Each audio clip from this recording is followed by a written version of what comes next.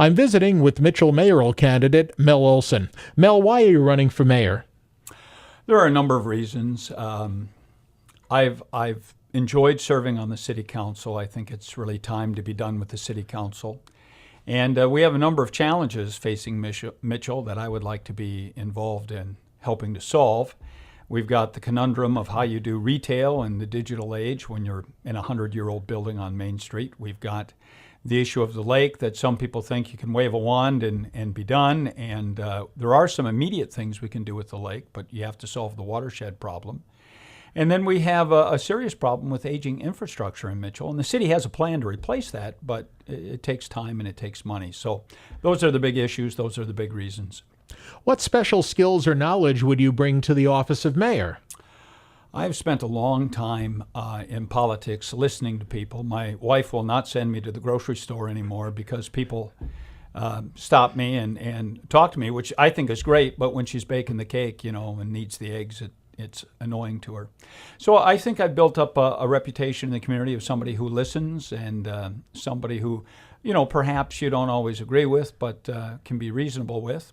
I've built up relationships with the city council. I will have worked with at least 6 of them, depending on if Kevin McCardle is reelected. I know all 3 candidates in Ward 1, so I think I'll have a good working relationship with the council if I'm elected. And then I have a good working relationship with the department heads. The new public works guy is new, so I really don't know him, but the rest of them I have a good relationship with.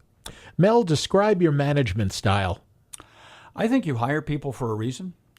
I just do not agree with this idea, and some of the candidates in this race have expressed that, where the mayor is the one, and the mayor has the solution to everything, and the mayor's going to do this, and the mayor's going to do that. I think what you do is you set out goals and objectives. I think you provide leadership, but then you let the people who are hired to do what they're hired to do it. I know generally what a chief of police does, but I'm in no position to tell the patrolmen what and how to do their jobs. That's why we have Lyndon Overweg. So I think it's important that you use the talent that you have, not only in the city administration itself, but when it comes to, for example, recruiting business. Brian Heisel, obviously he's in his last year, but obviously he's a resource. People like Dick Muth and Roger Music, who have built businesses from nothing, they're a resource. So I think the mayor sets the tone and sets the direction, but I think to be successful, you have to use all the help you can get. Regarding Lake Mitchell improvement, where is that on your priority list and why? Well, it's at the top, and it's at the top for a number of reasons. First of all, it's a health issue. People who cannot afford or don't desire to swim at the park and rec, maybe they want the outdoor experience or whatever.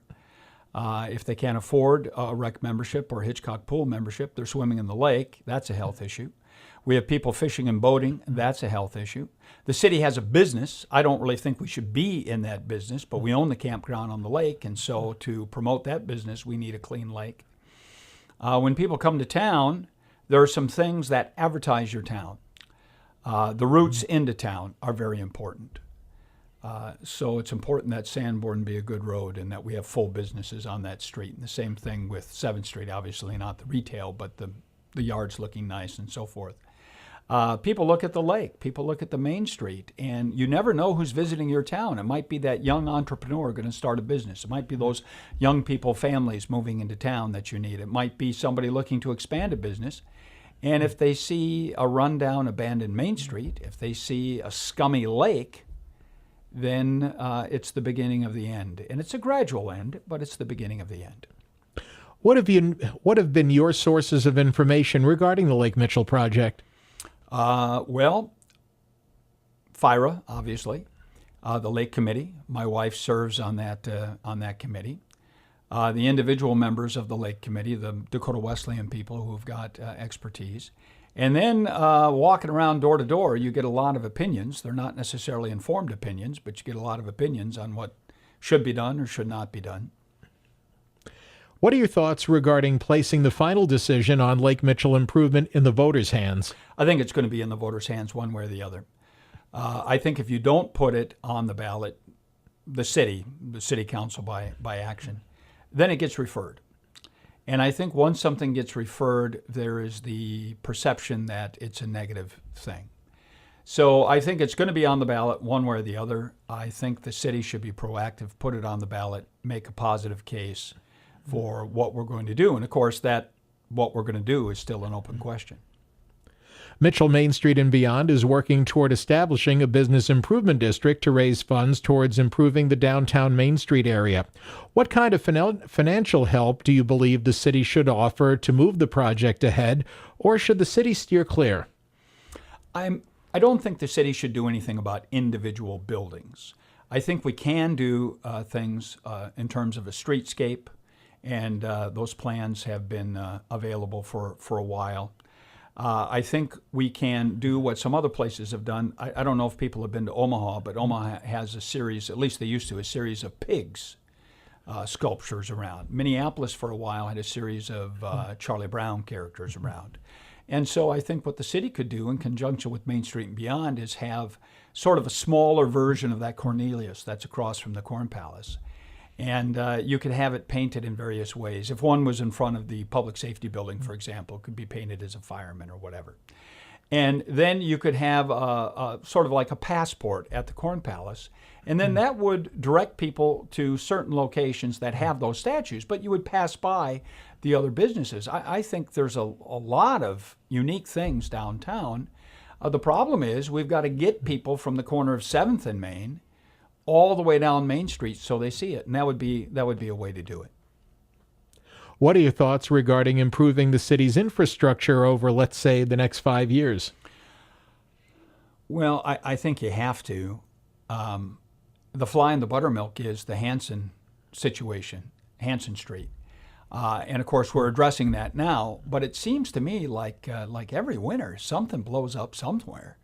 And so you have this nice little plan. We're going to do X, Y, and Z, and you're going to do it in this year and that year and the next year. And then all of a sudden, boom, you've got this water main or sewer problem or street or whatever. So I think we do have an infrastructure plan. It is a 5-year plan. Some of the candidates at the forum said, well, you have to have a 10-year plan.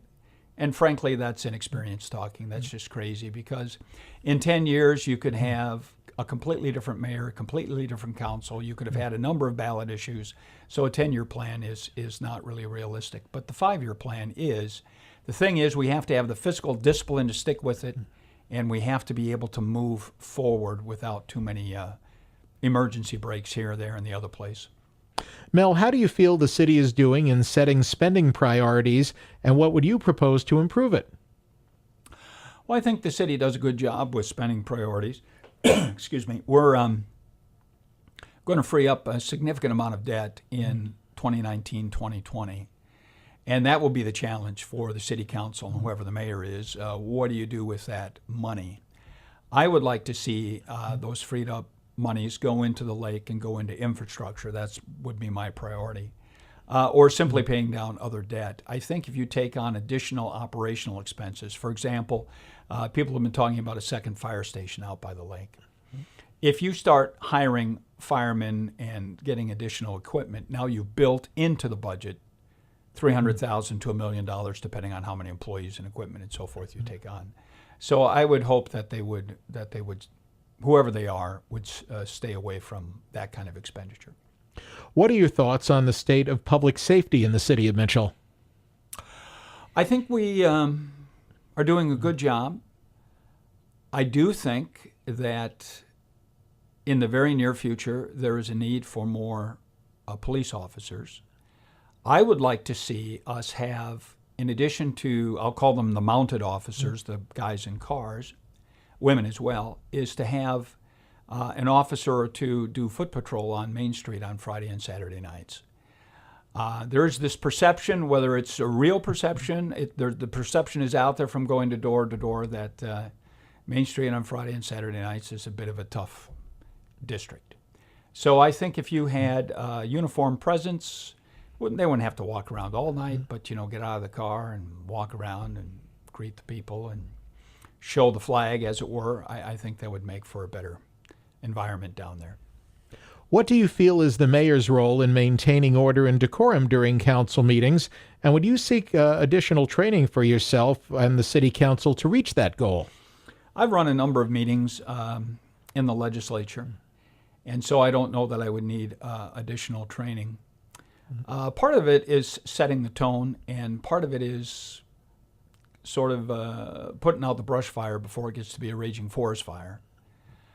We've had some situations in the council where we've had some angry people come. And I think if I were running the meeting, when you get that, you gavel them down hard and simply say, look, you're going to be able to continue. You're going to be able to say what you want to say, but you need to say it calmly. And we can't have swearing. We've had swearing a time or two in the city council. And we're not going to be personal. If you want to talk about the city, that's fine. But if you want to talk about Councilman X, then you need to see me and Councilman X in the office. It needs to be general. It needs to be civil.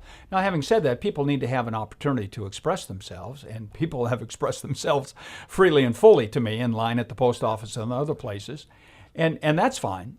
But when you're putting it on the internet, and when it's going out live and maybe kids are watching, you need to have a sense of decorum. My goal, if I'm elected mayor, is to make city council meetings boring again. That would be my hope. And Mel, is there anything else you'd like to share? Well, I just want to say a couple of things. I think it's great that we've had people who are interested in running for public office. I think choice is a good thing. I do think that when you're making that choice, you need to choose people who don't necessarily have the most experience, but at least have some idea of what they want to do and moving forward, and that being a realistic idea, not a Dorothy snapping your feet 3 times and then something will happen. And I also want to say that government responds to people who get involved, and democracy only works if people show up. So regardless of who you're going to vote for, and there are 2 city council races in addition to the mayoral race. If you're a Republican, holy cow, do you have some choices in the primaries. And then, of course, we have a very important revision to Marcy's law, which, if I can put my 2 cents in, I think is a good law, but I do think it needs some modification. And so there are lots of reasons to take time out. It's only going to take you 5 or 10 minutes to vote on June the 5th. I don't know where all the townships vote. Some of them vote out at the Davidson County 4-H building. But the citizens of the city of Mitchell are going to vote at the Big T building across from the high school. And I would just urge everybody to make time for that. And if you don't complain. And that's Mel Olson, a candidate for the mayor of the city of Mitchell.